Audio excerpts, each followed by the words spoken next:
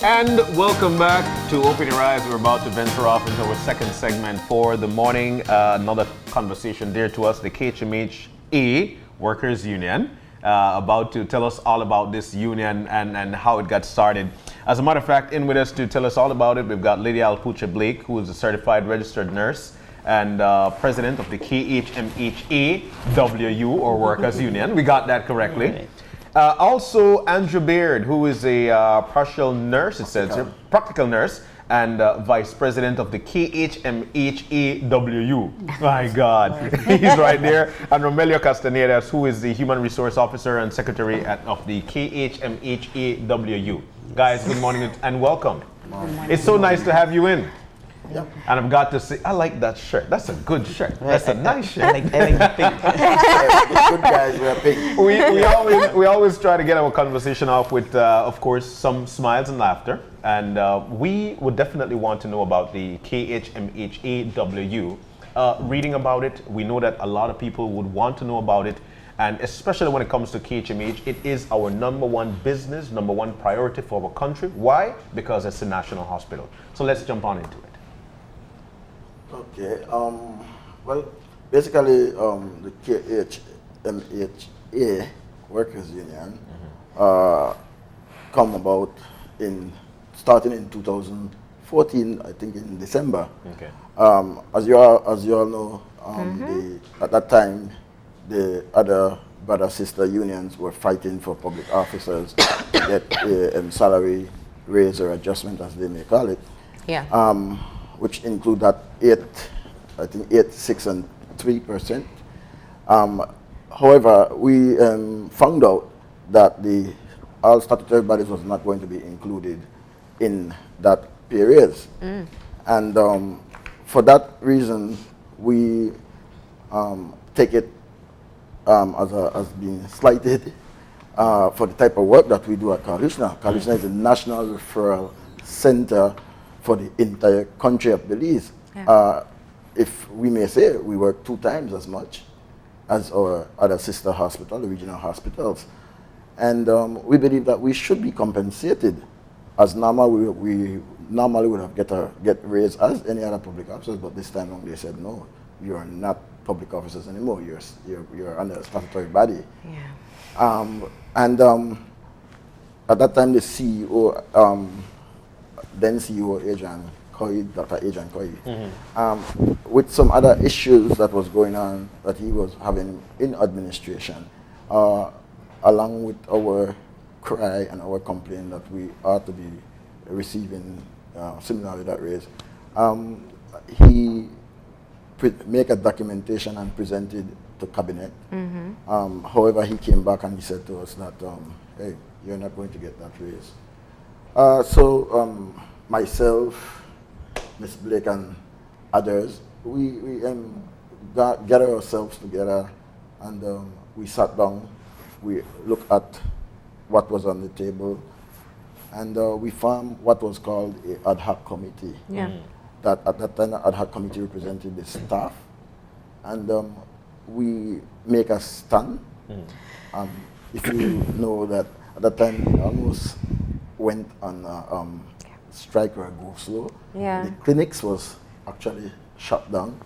And we did that because we wanted to get the powers that be to the table along with the college. And so it was Karl Heusner management and board partnering with the staff because they too felt that we ought to be compensated for the work that we have done. So we managed to get the government to the table, the government negotiating team, which include then the Minister of Labor, who was Honorable Godwin Holtz, and Minister of Education, Honorable Patrick Farber, Honorable Jan Saldiva,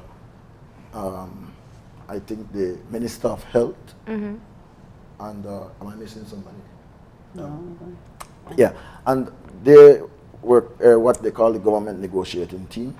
We had the management of Karl Heusner and representative from the Board of Governors, and our ad hoc committee. At that time, it was about our ad hoc committee was 9, However, they were unwilling to negotiate with that much people, so they asked us to break it down to 4 main representatives, representative, which myself, now President Ms. Blake, Dr. Zaiden, no, Dr. Habib, Dr. Zaiden and Dr.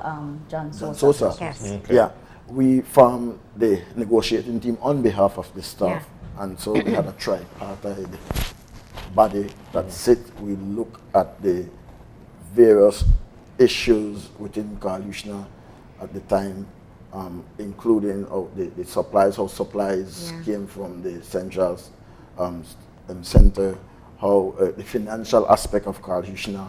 We had to look at cost savings. And so we were tasked along with the board and the management to come up with what was called a financial relief paper. Financial relief. KHMH financial relief paper. Took Paper. us 1 month Yeah. to tally, put everything together, show them, and took it back to the table to the negotiating GOB officials and show them what we were doing in KHMH, what was being produced in KHMH, and with what cost it was being produced, and how much is being invested by the government, and how it was being used, and what cost-saving measures could have been implemented, not only by employees, but by GOB, by management, and the public overall. Yeah.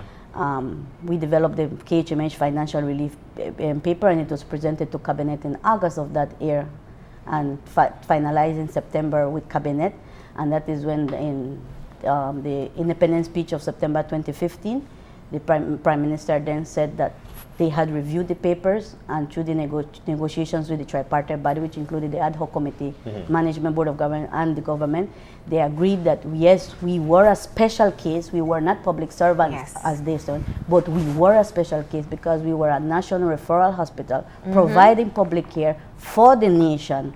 So we were a set of special employees, and he, along with his cabinet, agreed that we were entitled to a salary increase. So he agreed for $2 million there and then for us to get our salary, just an increase, because remember the public servants got 8, 6, and the final 3. We got that increase there.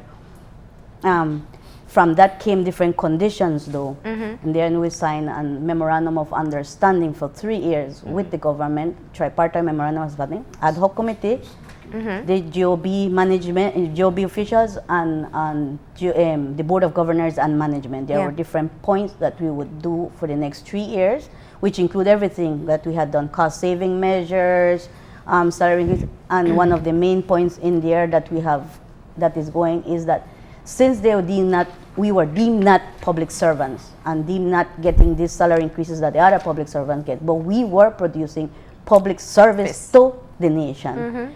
We were a special case. In that area came one of the points of the MOU, if we are or we are not pensionable. We have been lobbying through the ad hoc, through the management, through government, if we are or we are not pensionable. Up to this day today, there's still an impasse as to if we are not or not pensionable. But one of the points there that we did is that we as employees had to set up something for ourselves to secure ourselves. So we established our own provident fund, our own contributory provident fund, where each employee gives in 3% and KHMH gives 4% towards, so 7% every month goes to the provident fund. And the Provident Fund is going into its second year of being established and going on. There and then through the MOU, the government pledged $1 million for the establishment of the KHMH Provident Fund, and they have completed their, because they used to give me $200,000 every 3 months. So they have finalized, and we have received the $1 million for our Provident Fund. We have over 300 members in the Provident Fund, because it was not that mandatory for the old employees, but for the new employees. So it's people who wanted to do.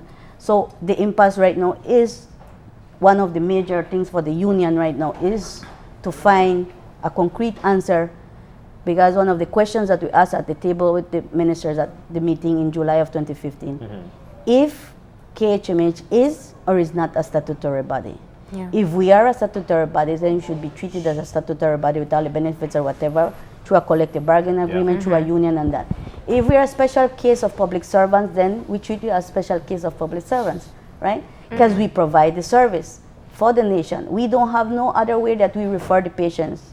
Whatever comes to us, we must find solutions for them with whatever we have. Yeah. So we are a special case, and that is the reason why there are people in Karl Heusner that belongs to different organizations, different unions. Yeah. I was president of the Nursing Association of Yeah. Belize. He was inactive. Other members of the PSU, they're members of CW, but we needed somebody to represent us. And one of the points in the MOU was that we would form a body that will represent the entire body in that works in All KHMH. KHMH From workers. the janitor up to administration. Yeah. Yeah. From public servants to ex-public servants to contractual workers, everybody. So that was why the ad hoc committee decided, through one of the points in the MOU too, the formation of the KHMHA Workers Union. Yeah. We registered the KHMH Workers Union in October of 2015. Right after we signed the MOU, we started our steps for the establishment of the KHMHA Workers Union. That's such an important backdrop to the conversation, because I think people may very well have forgotten the challenges that you had back then. And I remember, and you said it very clearly just now, the challenge with the KHMH is that people kind of were associated with different unions. You know, you had the BMDA, you had the Nurses Association, and I know there were other people who kind of stepped up to participate as well. And given the fact that you were so unique in where you work, it's not a government hospital, but it is what we call quasi-government, which means you're kind of government, but not really. When it's convenient. And the challenge in institutions like that is just what type of regulations will be applicable to you and not applicable to you. So what you're saying is there's no clear definition. Yeah. Well, And if I may, when it comes to issues like this, first of all, just to make, reiterate, the birth of the KHMH Workers Union came about because of the ad hoc committee who actually fought for everything. Back then, they were the ones tasked to deal with all the issues, employment issues and everything. Yeah.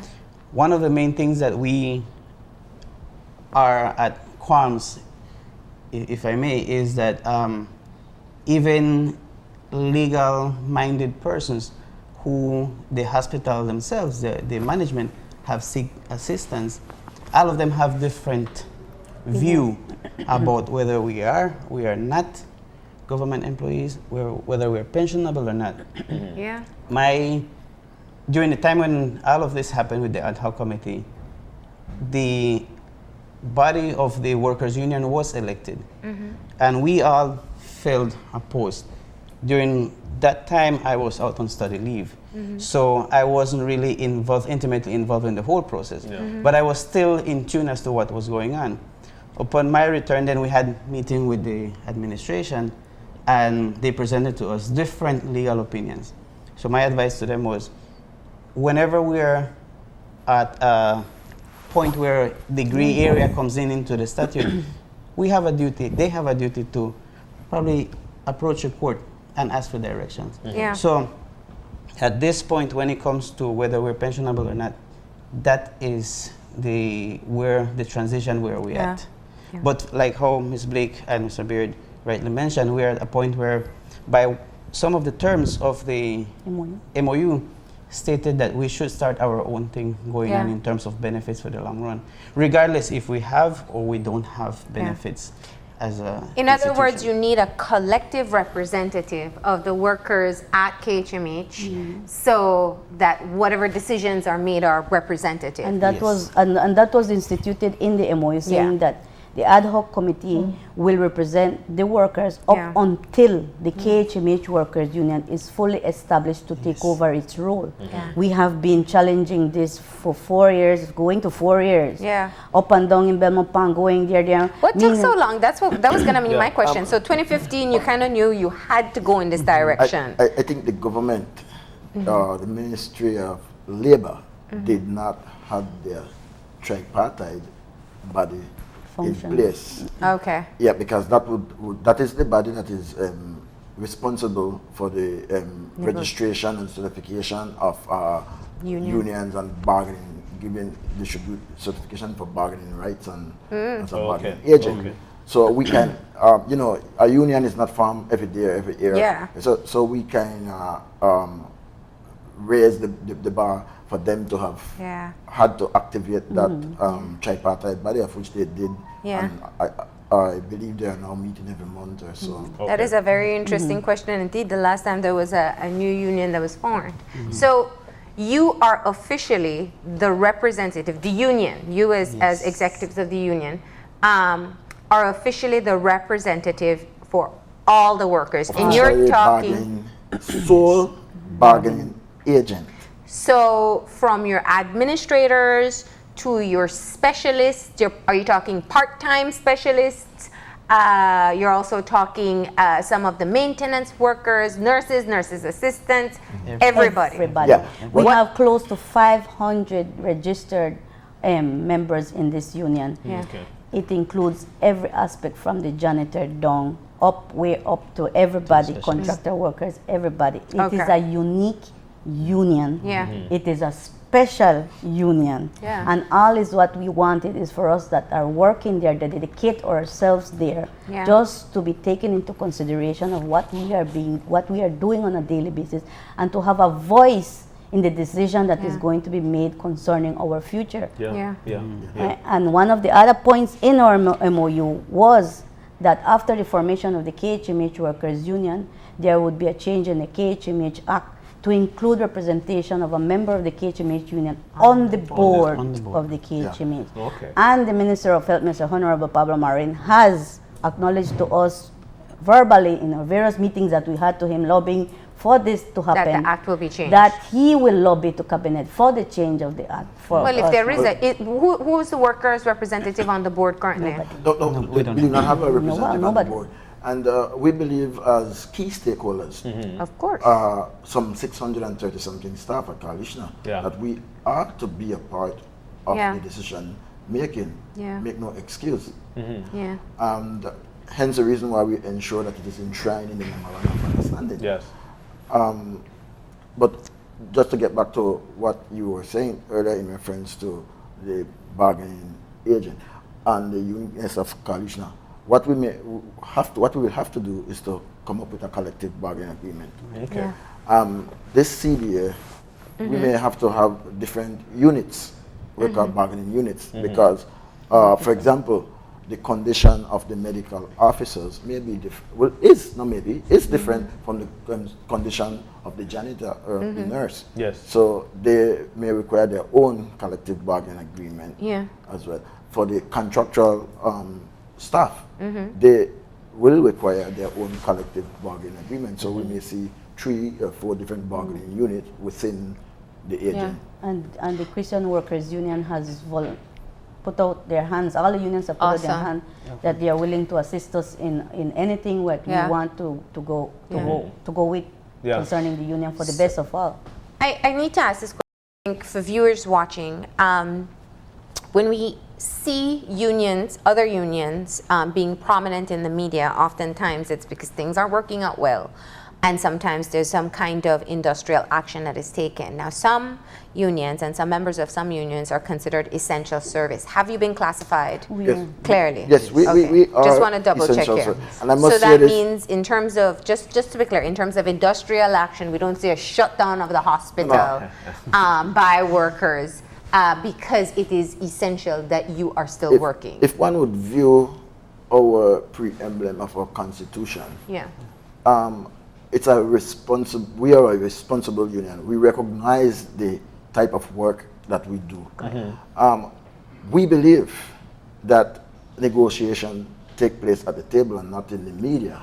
You know, and hence the reason, even though we have made some noise in 2015, we took it to the table. That's why we asked for the government and the management to come to the table and negotiate with us.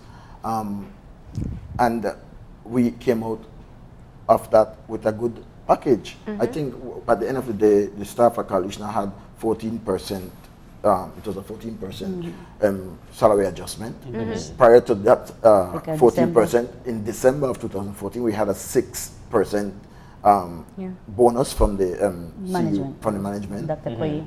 And, you know, so But even though we had other issues at Karl Heusner Yeah. during our ad hoc committee period, but we try to keep what they would say, hang your dirty line, linens, Inside. Yeah. you know. You're within- negotiating at the table, which is really, I mean, it starts that way. It And starts with that most way indeed, unions, yes. that's how it continues. So I want to just, when you talk about the change to the act, that's clearly one of the next step that has to be done. The issue of the pension is That one is- that that seems is- to be, that is very critical as well. And what you were saying is that basically you've gotten different legal opinions so Yes, far. so far. So what do you do from there? Go for a code. The thing is, like I said, we don't have to wait.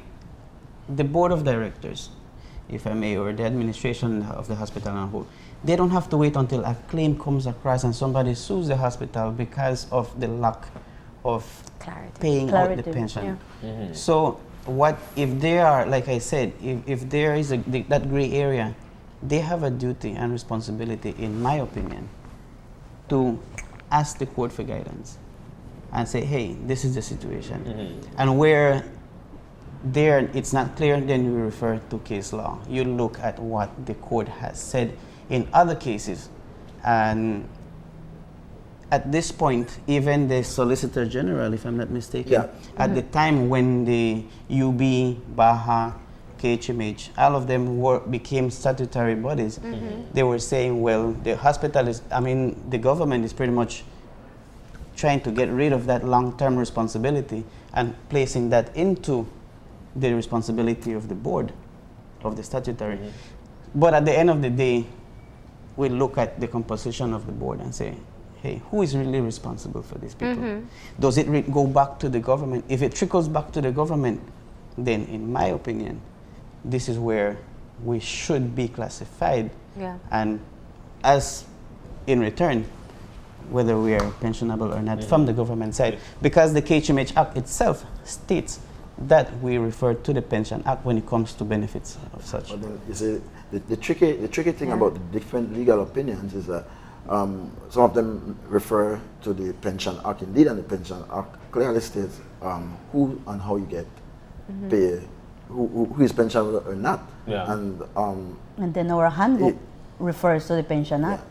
and then he also state, you know, that the actual Governor General has the final say. And the Pension Act says that you must be a public servant. You must be a public Yes. servant. And you guys are not. And we are not. We're a special case. You're Special quasi. Okay. Well, and there is no Because mention to say that whether Cardigan you is quasi. still being subsidized by the government heavily. Yes. And that is one of the things that when we look Or at is it, it? if I may, when we look at it, where the subvention comes from the Consolidated Revenue Fund, Yeah. how is the subvention classified at the end of the day? It comes across as being part of salaries. Yeah. When you look at what salaries include, if you look at Section 141, Article 141 of the Treaty of Rome, it says exactly what salaries mean. It includes bonuses, include allowances, include everything else that comes across along with your salary, with your payment, whether it be in cash or in kind, and also includes non-contributory pension. So if we have all of this information and we just need somebody to say, okay, declare what our benefits are and enforce it, might as well we go to the court and ask for such guidance. We don't And have what to about wait other until someone. statutory bodies in Belize? Although I will be clear in saying that the work that you do will be distinctly different because it's so important. I think right now, as far as other statutory bodies, Karl Heusner might be in the lead. As you know, as far as the Provident Fund is concerned. Okay. Even our Provident Fund is pro-staff. Yeah. Because management does not control our Provident Fund. We have a board of trustees where management, the board has a representative, management have a representative, but the staff has two representatives. Okay. And there is A chair. Neutral. a neutral partner from the public. Yeah. So while as in when you look at possibly like WASA and some of the others, their management control their pension scheme or provident fund or whatever it may be. So if you have the new pension fund set up, then why is it still a question of whether or not you are pensionable through government? Because of the legal opinions. There varies and they are of difference. Yeah. That's why, as Mr. Romelio is saying, the best place for us to go is to the court for them to give us not an opinion but a direction. Because we don't want another opinion. And we want to know. It's not that we have not been challenged whether we're pensionable or not. Has anybody applied? Well, we have previous staff who have severed working relationship with the hospital, who has brought cases up for, figuring out whether we're pensionable or not. But these have never reached to the court. They have been settled out of court. Oh. And this is where we are at. Because if this would have been done by now, then we would have known clearly as to where we stand, whether we're pensionable due to the KHMH Act, or whether we continue with the Provident Fund, which is a product of what the Memorandum of Understanding was all about. Yeah. So where are we at this particular point? Are we at a comfort zone, seeing the light in terms of everything can be dealt with? Well, the smooth transition of the ad hoc being dissolved last week when we got our bargaining rights, and then the KHMH union actually reactivating itself as an executive body. We have had one meeting with the management where we enforce it, and we say, okay, we will come back to the table after we've regrouped, and then we will set our points in order where we are leading from here, because now we had a voice, we were vocal as an ad hoc, we proved points, we were, when they were wrong or when they were right, and we have been working with management all the while. But now as a union, we have much more. Now you're a representative of the body, and we have to ensure that we promote goodwill and harmony within, not just between the employees and our members, but with management and government concerning terms of work, remuneration, employments, benefits, and everything. So we must make our voice be heard. So you met with management, but have you met with the workers? Not as yet. Not as yet. What we want to do as far as management is concerned is maybe we need to develop a joint staff committee.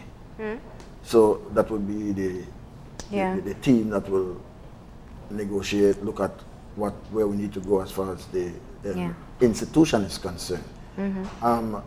We have not met with the staff as yet.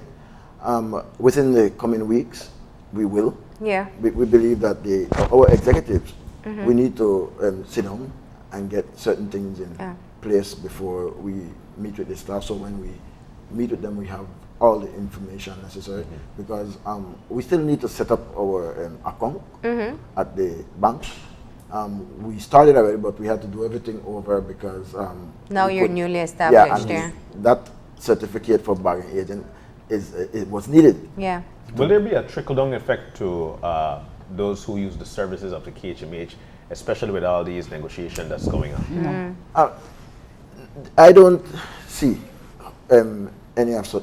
But like I said, remember, the union, when everybody hear union, the first thing they always think about, fighting for rights and industrial action and things. But like I said earlier, this union recognize the type of work and where we work, where the employees are working. So we will and we are a responsible union to ensure not only that the workers get what they deserve as far as benefit is concerned, but to ensure that the workers produce and deliver the services that is expected by the public. I like that you mentioned that, and I'm sure the public buy into it. And I'm saying this because we recognize the hardship and how the long hours, how hard you guys work.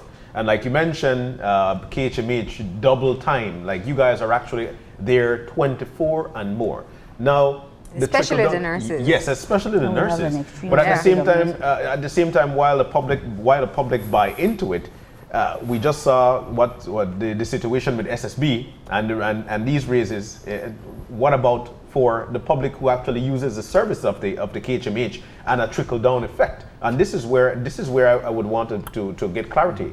That's a good question, because one of the points in The this MOU. MOU was for KHMH to formulate its charges for its services and so forth. But What do you mean formulate its charges? okay, for example, I think in 2016, sometime right after we did this MOU, you saw changes in the fees for the clinic at Karl Heusner. What was $10 is now $25. Right? I believe that when it comes to these type of things, the union also have a responsibility to ensure that, not to tell Karl Heusner you can't raise the fees, but also to ensure that it is within the means of manageable. So you want to be a part of the discussion with that anytime there's a possible increase in fees or charges? Yeah. I think Yeah. the union have that responsibility or ought to be a part of that process, especially if we get to have somebody representing the union on the board. Then we become a part of the decision-making process. process. You know, I just wanted to add though, because I think when you said that it wouldn't trickle down, I think how people would hope it will trickle down, and this is just a standard everywhere, happier workers are more productive. Period. Full stop. And sorry. And security as well Security. also contributes to how happy a worker can be. And I've been at the hospital, and if I need emergency care especially, I will go to KHMH, and I know there are people who are putting hours beyond what we can imagine. Yes. And I believe, and I say this more as an outsider, we would hope that all the work that you're doing, it's not necessarily to make you a millionaire. Very few jobs in Belize do that. But to ensure that it is enough that you feel secured, leaving your family behind, and dedicating this work to your service. And that is the uniqueness of a true KHMHAnian. Wow. KHMHAnian. We have a set of people there that have been in KHMH from KHMH Open. Yeah. And they have dedicated their whole lives there. I mean, I'm a certified nurse anesthetist. I work in the OR. Yeah. I mean, I find myself now with the extreme shortage of nurses going to do extra duty as a recovery nurse. Yeah. So after I do my 8 to 4 job, I jump in as my nurse hat to do recovery work to assist the nursing profession that there's an extreme shortage. I leave my family for 16 to 20 hours, but I know it makes me feel good because I'm giving to my country, I'm giving to my people. It doesn't make me richer. It makes me less time with my family. But I know that I'm putting in something for my country, and there's not only one of me doing that. There are numerous people doing that in KHMH, and all that we are asking is for us to be respected, to be provided what we got, to have that when I come to work, I'm coming to work. I feel good that I'm giving all I want, that I can, and I feel good about giving it. And if you treat your people right, you will get good service, you will get good commitment, you will get more commitment from people. That's all a true KHMHAnian wants. And since we becoming the official bargaining agent for the employees, which was last week, which was like my birthday gift, because actually happened on his birthday. Yes, that was the best gift. And since then, we have taken on the task of dealing with 5 different cases. Wow. So on the first day when we came out, I was like, Castaneda, I need you to look into this. I said, we need to do this the proper way, come to us, ask for assistance, and we proceed from there. Some of them are not really members of the KHMH union per se, but the fact that they are employees of the hospital, we're not going to discriminate against them. We're going to make sure that they're part of the union, part of the whole thing, and then we go from there. And some of the claims include from assault, sexual harassment, unfair treatment, you name it. It's all there. You know, because I think one of the things too is even security for you. You know, we saw the terrible case of Nurse Lidia, and that was a public health clinic, not the KHMH. But I think that, you know, there's clearly a level of awareness we need to have in protection of workers as well, and in a place like KHMH where emotions are running so high, that's something that has to be considered. So what I'm hearing from you is first on the agenda is getting the act changed so you can be a part on the board. And I could say if there's another number one. May I interject? Yeah. I think first on our agenda Pension. would be the CBA. to start to work on a collective bargaining agreement. Yeah. You also want to get on the board. You need to Yeah. have the KHMH Act changed so that you have a representation on the board. You've got verbal commitment from the Ministry of Health for that. And once you are able to formalize for the CBA, that pension issue seems to be. Yeah. I think by the time we formulate the CBA, the pension issue should have already been resolved. Yeah. You know, because we're working with management diligently Yeah. to get that pension issue for back. I want to go a little bit different. We've talked about the representing staff as a union, but I want to focus a little bit on maybe the little benefit that an employee has becoming a member of the union. Yeah. Of course, there's a fee, and the fee is $15, and we break down that $15 for them on the application form. $10 go to the union as union dues, and then the additional $5, a portion of that goes to our education fund. A portion, and from that education fund, the members we have our education committee as referred by the Constitution, and the members for themselves or maybe their children can apply for whether be a small loan or maybe a grant, as the committee may see necessary. Wow. We have a debt fund. We have a debt fund. Strike So when the member, immediate relative of the member dies, they will be able to get a grant Yeah. to assist with their bereavement. So you have about 600 members so far? No, 500. 500 About members? 500 of- How many have not, how many workers have not so far? Well, the rest are administration, management, and some of the like fixed term people that Okay. are only here for 1 or 2 years. Yeah. But if they're willing, we will accept them as members. So you're about what percentage of the staff itself? I say about 80. 80%. 80%. Because we have to look at the condition, like for example, the Cubans. Yeah. They Yeah. are not able to join. They're the short union. term, They're yeah. short term. But even so, if I may add, we're not going to discriminate No, against them we need our because system. we have had cases whereby people who never want to do anything with the union, they come to us and say, hey, this is the situation. And this is where they see the benefit. Well, that will be a very interesting first meeting with your membership. Yes. I have to say that much. I do hope you get around to it quickly too, so they can be able to Well, communicate directly. We have a KHMH workers page on Facebook that we communicate everything, everything. We have a KHMH employee messenger page that we communicate on a daily basis. So our members or every employee are aware of every step we make. Wherever we are going, we inform them. That's one thing. We are very open and keep them well informed of everything. The meetings are actually just to get more done, but we inform them through the Facebook page. We have KHMH Workers Union page and the KHMH employee page for those that are not members of the KHMH. That means you Union. told all of them to tune in to Open Ears this morning. You tell them good morning now. Exactly. But this was, you know, I want to say congratulations Yeah, on following big through congrats. on your commitments you. made in the MOU. You know, we don't always see that very often in this Yeah. country. So I have to say kudos to you all in getting it together. And we really hope that whatever you set out to do as a union will be beneficial not just to yourselves who give this service, Never. but to all Belizeans, those who access service at KHMH as well. So thank you so much for being here.